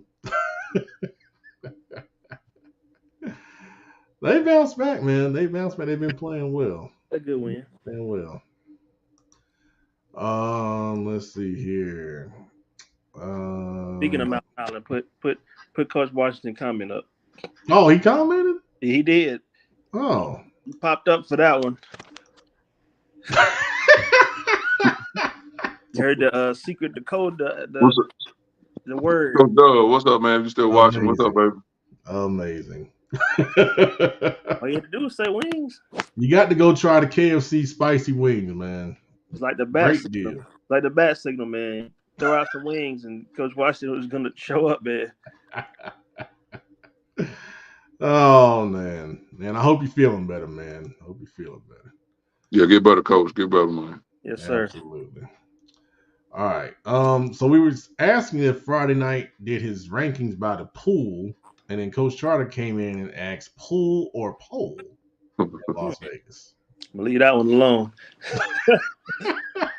I'm going to leave that one alone. Really, Coach Charter? Really? Oh, man. That might be after the end of the broadcast. All up here, Coach. All up here, baby. That's a good one. Man. Oh, we're going to have a post-show talk. We're going to post-show talk about what happened in Vegas. Oh, yeah. We saw some pictures that we have questions about. Oh, Lord. Here we go. There are many questions. Okay. That's what's up. Oh, man. All right. So that's best of the comments tonight. All right. So we're going to do a truncated slime time. Definitely with your favorite host.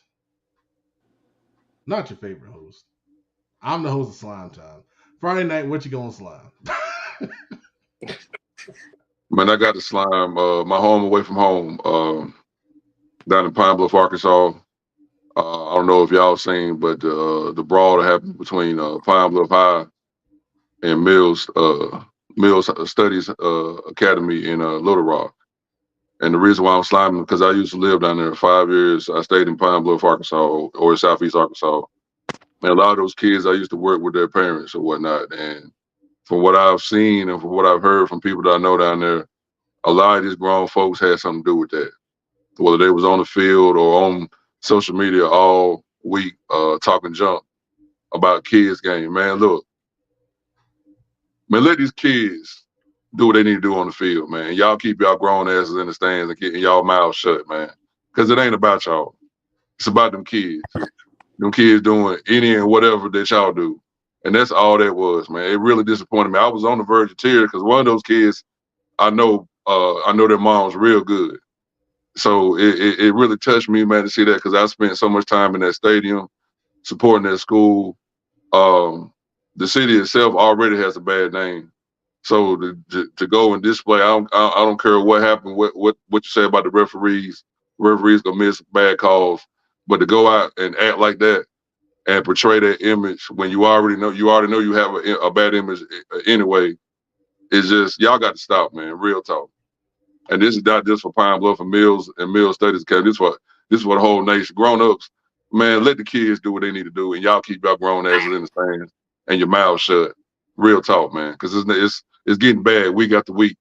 But what I seen this past weekend, that was it really sickened my stomach, man, because I used to live down there. Great people down there, man.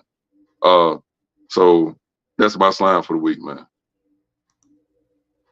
Yeah, I mean, we've seen it with all the different fighting and things going on. I think, and that's a bad thing with youth football. And I think it's just a carryover from youth football, all the garbage and crap that goes along with that. And that's why I don't get involved in it.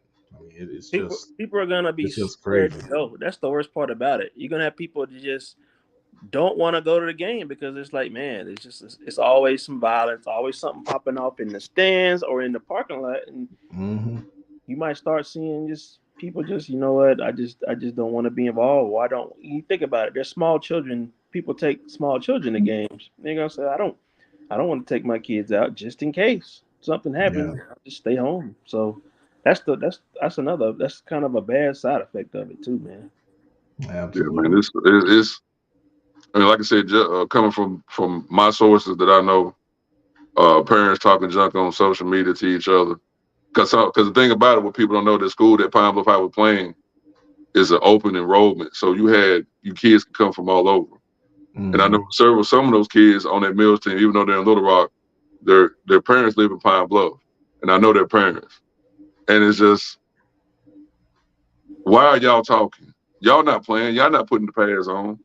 Let the kids do what they need to do. If the kids talk, let the kids talk. You see what I'm saying? Right. But y'all out there talking, running on the field and doing this and doing that, man. Don't nobody keep y'all asses in the stands, man. Y'all day is done. Over. It is what it is, man. You got too many parents that are living through their kids. That's the facts. Facts, man. All right, producer, what you want Slime tonight? I'm just gonna go with the obvious. But I'm gonna narrow it down to Scott Fitter and David Tepper, man.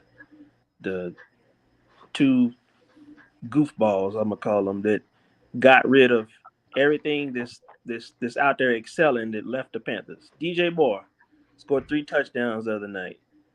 Christian McCaffrey having a great season. Coach Wilkes, the defense, 49ers, playing great. Just everything the Panthers let go, or let walk out, or got rid of, traded, what have you, is excelling. And, Panthers are 0-5 with no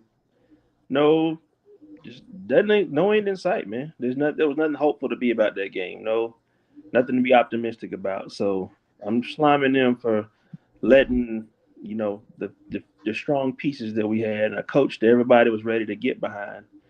You literally had a coach that, I get it. Wilkes had some struggles as a head coach before, but the team was behind him. The city would have got behind him. Charlotte native, and you got rid of him. So, I haven't seen this offensive mastermind that Reich is supposed to be yet. So on display. So they're getting the slime. I made a post on Twitter the other day, and I said, the Panthers wanted an offensive coach, and he's been nothing but offensive. That's very accurate. That's very accurate. And like I said before, Panthers great organization off the field, but we gotta fix this stuff on the field, man. We would like to see some on the field too. You're right; they do great in the community, but let's get the community some wins too. Yeah, man, seriously. All right, my slime is simple. I already talked about it. I'm sliming the Atlanta Braves. How do you have the best offense in the history, one of the best offense in the history of baseball, and you get shut out for the first 15 innings of the playoffs against your division rival, somebody you play all the time? It took a miracle play to win game 2, and then we went out and got smoked tonight. And I already said I enjoyed 2 wings worth of playoff baseball before I just turned it off and just started, doing other things. Look, we lost 10-2. 10-2. Can't catch a break, man. Sports just ain't giving you a break, man. But then again, if it wasn't for the Seminoles, I'd be having a pretty bad season. Yeah, thank God for the Tar Heels, man. Hang on, man. Gracious. Can't win at nothing. The damn Hornets lost preseason last night. I would have felt the same way, producer. My Raiders hadn't won Monday night. Yep. That's true. They got that gun when I was there, baby. Let's go. There you go. That's great. You know what I'm saying? Go to an away game and see a win. That's pretty cool. Hey, at the crib, the best stadium in the league, Allegiant Field, baby. The Black Hole. The Death Star. Yes, sir. What's up, man? Agreed, Coach. Agreed. We got the crew that can comment, but they can't come on. I don't know how to get rid of Hang it. on, guys. Let's start What's up? researching how to. What's up, Coach? What's up, Engine? How you doing, baby? How do we get rid of an owner? We got to. That's going to take some effort. I don't know how to do that, but I'm sure there's some bylaws somewhere. You got. I guess you got to be like Daniel. Well, you don't want to be like Daniel Snyder. Good gracious. I don't know about that. That's about the only way. He also said you didn't have to hear about the Raiders. That's true. Oh man. Hey, man. Hey, Engine. There's only one nation in the world, baby. The Raider Nation. Yeah, all right. That's enough of that. Dang, Pell, really? In the beginning of the show, I told everyone Nikisha had found that there's a top ranking of viewers for our show that I have still not been able to find. But Nikisha saw it, and she is upset that she is number 2 behind Joe Hughes. So that's what she's slapping. There's a lot of people on here. I see who the top fans are, but I can't see who the ranking. I don't know what your rank is. So I never knew that. There's some. I didn't know that either. She sent me a screenshot of it. I didn't know that either. I would like to see that myself. Yeah. So yeah, I'm gonna keep trying to find it, but Nikisha, look, I got a shirt for. Tell me the size again, because you making me upset. So I have a question. She saw this. Is it something she can't get back to? Can't she get back to it and show you? I mean, I think I still have the picture. As a matter of fact, yeah. Let me look it up. I'd be curious to hear them top 5 names. So hold on, where is it at? So Joe Hughes is number 1. Nikisha is 2. Jason McRory from RGKL, the guy that we talked to at RGKL game, is number 3. Damian Jackson, who supports us, does a lot, is number 4. Summer Blevins is number 5. Sean Matthews, number 6. What's up, Sean? Rachel Hartley, number 7. So we have a lot of regular viewers that watch, but they don't comment. But now we know who you are. We appreciate your support, though. Little positive. Getting exposed in a positive manner. Positive exposure. We appreciate y'all, man. Oh man. Who's 8, 9, and 10? I don't. That's where the picture comes. Let's see. So on that note, Engine says he's listed as an anniversary follower. I think that's like someone born. Oh man. Born and raised in NC and follows the Eagles. Wonder who's talking about. Oh man. All right. So apparently there's rankings and there's points in this, and then you get like a diamond and a little fire flame. I don't know. I don't know how it goes, but Joe is clear and away in the lead. He's got like 334 points, and then Nikisha is second. Is that going to be a new slide? 77. Is that going to be a new slide every week? The top viewers, Petman's top viewers. I mean, I can see the list of top fans, but I don't know what the ranking is. It's crazy. It's like I can't. And then I Google try to figure out how I can find it, and then Google can't even tell me how to find it. It's crazy. It took me like 20 minutes just to find who the top fans were. It's insane, man. But what we will do is I'll shout out the top fans next week, and some names are on there that were interesting, including some members of that other show. There's another show? Yeah, they're spying on us. I thought that was hilarious. Because Interesting. I guarantee you, if it was the other way around, you ain't not gonna see some other names. I'm sorry. Accurate. Not gonna argue there. Tim Pride says he's been in and out, but he always Tim, you were on there. You were on the top fans list. I don't know what your ranking is, but I saw your name. I saw What's your up? name. What's going on, Tim? Absolutely. Coach Dove says Joe Hughes is like CFI brother.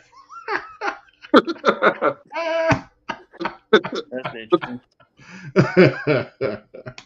He shows up a little bit more than Bruh Man did. He's more than a pop-in character, man. He's here all the time. Climbing in the window. Yeah, I mean, who would be our Bruh Man? Who would that be? Chat administrators here a lot. We gotta figure that out. I don't know. We'll think about that. All right. Yeah, Tim. Yeah, Tim's been here since season 1. God almighty. Yes, sir. Yeah. Yes, sir. If y'all watched the season 1 video of us, my goodness, we came a long way. We were so serious. Like we were just like, we are talking about high school football. And the shows was 2.5, 3 hours. There was no slime. Slime came later. Oh, the season 1 intro though. I laughed so hard when I pulled it. It's so because I wanted to do it like a newscast, and I swear if I could pull up the video, oh my gosh, it was hilarious. It was hilarious. Matter of fact, hold on, we're gonna find a season 1 clip. Hold on, let me see if we can find one. Where is that at on Facebook? It's there. We got time tonight, guys. We got time tonight. So this is what we do when we have time. When there's no Eagles chatter and crap. And all of the silliness. We're gonna play the season 1 intro and let you see how far this show has come. As soon as I'm able to find it. It used to be in his own little section. Here it is. Don't log out I got it right here. Hold on. This is compelling stuff, guys. This is how I know we still have 39 live viewers. I mean, good gracious. We have captured an audience. You can make a sandwich with anticipation here. So this is our Facebook page, which most people use to watch the show. So here, check this out. This is Football Focus with CFI, Charlotte Football Insiders, starring Pet Man Matt Morrow, there it is, owner and founder of CFI. We also got Sheree Glenn, lead reporter, knocking out those interviews. Rest in peace, for sure. We also have Brandon Black, the man behind the camera, shots and also taking photos. And then our number 1 guy, Michael McCarver, photojournalist. Never was on the show. A1 guy. Never was on the show? Nope. Never was on the show. We did that. That was good.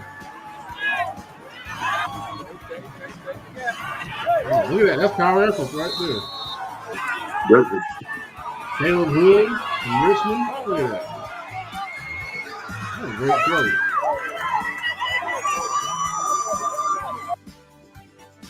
So 2019 was our first year. Oh, wait, there's more. Guest starring this week on Football Focus, former Central Cabarrus head football coach Kenneth McClamrock, former head football coach at Christ the King, Juice Man, Josh Sims Pro, and current assistant football coach at Charlotte High School, Brennan Billups. All right, welcome everyone. This is Charlotte Football Insiders Football Focus Weekly. I'm the pet man Matt Morrow, What's the date on that and I'm video? glad to have an esteemed group guest here with us on our show. We're going to be discussing a lot of different topics as they affect high school football. We'll be bringing in some different guests from time to time. But come to expect, the standard of Charlotte Football Insiders, where we go into detail about different things. And we're going to do a varied number of topics. We're going to let the panel introduce themselves tonight. We're going to start with former Central Bears head coach Kenneth McClamrock. Hey, I'm Kenneth McClamrock. Was a head coach for a couple schools at Central Cabarrus and East Rome. Before that, was an assistant at Concord and North Mecklenburg. Stepped down in December to spend more time with my family. Wasn't quite expecting 24/7 time with the family, but George Washington. Yeah, glad to be on here. What was it? All right, good deal. Let's go to Cherie Glenn. Hey, I'm Cherie Glenn. I'm kind of new to all of this. Started out, announcing football back in 2016 with the Harding Rams, and now I'm working with that. I love high school football. Gives me a chance. All right, so that was what's the episode date? 1. What's the date on that video? What does it say? I think it's 2018. 2018, yeah. Yeah. Oh wow. I'm sorry about the still shot. That was a little weird, man. I was like, the way he paused at the exact moment.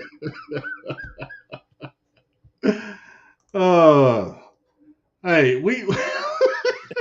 I remember that. We've come a long way. I remember that, man. Come a long way from that. Random kids just walking in the background. When that happened for the first time, I stepped away. I don't know if y'all remember this. I stepped away from the show for about 3 minutes. I remember and that. I went on a tirade. Random kids. Stop doing that. I told y'all. I still had the locks on the intro, man. That's way back. Locks been done a while. Oh my gosh. Anyways, fun night. Appreciate y'all staying here with us while we go down memory lane. Next week, hopefully we'll have the whole crew back. And then we'll dig into another big week of high school football. JV game of the week, I will be at South Meck as they host RPI in a big game. Both teams are 5-1. Big game. Thank you, Trayvon. I appreciate it. I was getting there. No, he wasn't. Yes, I was. Friday night, we haven't decided. Well, me and producer haven't decided where we're going yet, but we will figure it out. And then we'll let everybody know. But of course, if you see us, say hello. Last week, I saw Miss Bryant, Chancellor Bryant's mom at the RPI game. She shouted and said hello. I appreciated that. And then all the players on the sideline and coaches and all that. Before we get to Pet Man's players reminding us of segments we tried to implement the engine, we did a Juice Man versus Billups segment several times where they would go back and forth on things. And we actually did a couple video game segments with. I remember that. You talking about wrestling games and stuff. I remember that. Yeah. We did it in the off season. Yeah. I mean, video games are more interesting than tomato sandwiches. I'll tell you that. Moving on. And then we tried a segment about views of the schoolhouse. Yeah, we tried that. People who annoy you. Yeah, that kind of went into slime time. We've tried some interesting things, and you see what has stuck. Coach's playbook. Yeah. Now the problem with Coach's playbook was everybody got too deep. Look, that could have been kind of its own spinoff show. And I mean, we can still do it. It just we got into it and it went on for like 45 minutes. It definitely wasn't surface level. That was a deep dive. Yeah. And then we would start debating among each other on how to block certain plays. So yeah, we had to let the coach's playbook go, but we can look at it in the off season. The reunion show. It is 5 years, ain't it? We there. The funny thing about that is, if we sat down and we really started thinking about everyone that has come through here, and I mean, to be honest with you, the early version of this, and I've said this before, we used to pre-record all of our stuff at West Boulevard Library. And we had, the Queen was my co-host, and she was always there. But then when we were doing it over there, we had Coach Grice, and now he's over on the other show. We had Coach Bird, who's down at South Point now. He was there. Of course, we had Billups. He was a part of it. Who else did we have? Oh my gosh. We've had a lot of people involved in the show at some point. We've had different coaches come on the show. We used to do, some coaches used to come on when their season was over. Heck, the first year when we did the playoffs, we got kicked out of the library for being too loud. So we freaking filmed the show at Freedom Park outside. I remember that. And I'm telling you, we used to do some crazy things, man. We would film on location. I mean, there was a time the game got moved to Monday. Me and Cherie filmed the show at West Met when Harding was playing Hopewell before the game. We filmed all the segments. Yeah, we've been doing some different things, man. We have really been doing some different things. Yeah, we even had Jim West. Yeah, we called him Westopedia, and then he left. Where did he go? Well, he's doing another thing. So, okay. Yeah, you never knew what happened to him. Well, we know that the picture I sent you earlier. I guess that's what he's doing. So, in the chat. Yeah. And once again, I do check the email address. I haven't got any emails. You're gonna get a bill. Yeah, someone gonna sign up for something. You're gonna get an invoice. You're gonna get an invoice in there, man. Oh man. All right, so that's the end of the show. But stick tuned. We're gonna finish up. We flip the order, and we're gonna finish with Pep Man's players, which are presented by Rock Solid Training. Make sure you contact Kenneth the Engine McClamrock for any one-on-one training needs that you have. You can reach out to him on Twitter at his name, Kenneth McClamrock. But this week's Pep Man's players are as follows. So we were impressed with Brody Keith. From Myers Park, we were at Myers Park RGKL. He scored 3 touchdowns in the victory. We did an interview with him. Of course, we put that on social media earlier in the week. Also, we did an interview with quarterback Wendell Thompson. He was impressive. He had those 3 touchdown passes to Brody Keith and a touchdown run in the victory. I thought defensive lineman Solomon Young, number 77, was impressive. He had several tackles for loss in the victory for the Mustangs. And then for RGKL, wide receiver Ben Kirsch was impressive with 2 touchdown catches. And he had really impressive play. I really like his catch radius. He has really long arms and strong hands, and he caught several balls over the middle that were impressive. Quarterback Brady Hibbert from Forest Hills had 312 passing yards and 4 touchdowns and a rushing touchdown in their victory. Quarterback Trenton Sherrill from East Gaston, 230 passing yards and 3 touchdowns in their victory. Of course, we talked about their game against Burns earlier. The Pine Lake offensive line, this is from Coach Trotter, had a school record 650 yards of total offense. And those offensive linemen, Conatillo, Smith, Mothershed, Jensen, Bleckley, and Jeter, all played collectively well in their victory this week. Great job to all those guys up front getting it done. And then Northwood High School quarterback Carson Fortunes, 287 passing yards, 6 passing touchdowns, and a rushing touchdown in their victory last week. And he has 15 total touchdowns over the past 2 weeks. Great job for Carson getting it done, man. Running back Trey Seacrest from Lake Norman, 170 rushing yards and a touchdown in that big win over Hickory Ridge we referenced earlier in the show.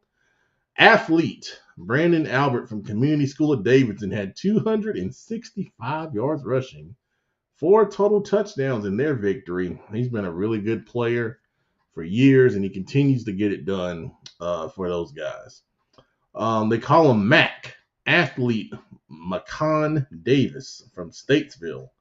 What a game. 224 rushing yards, a pick 6, and 5 total touchdowns in that win over West Iredale that finished on Monday that we talked about earlier in the show.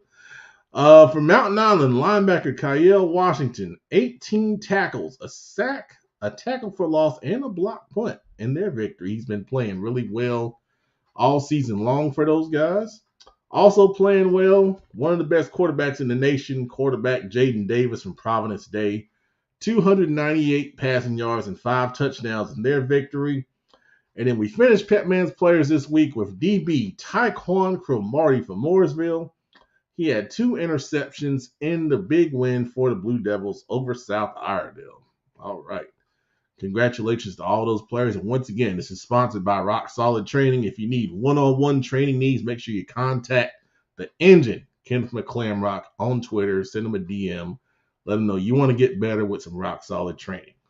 With that being said, good night, everybody. Appreciate you watching. CFI After Dark, Friday night, 11:45 p.m.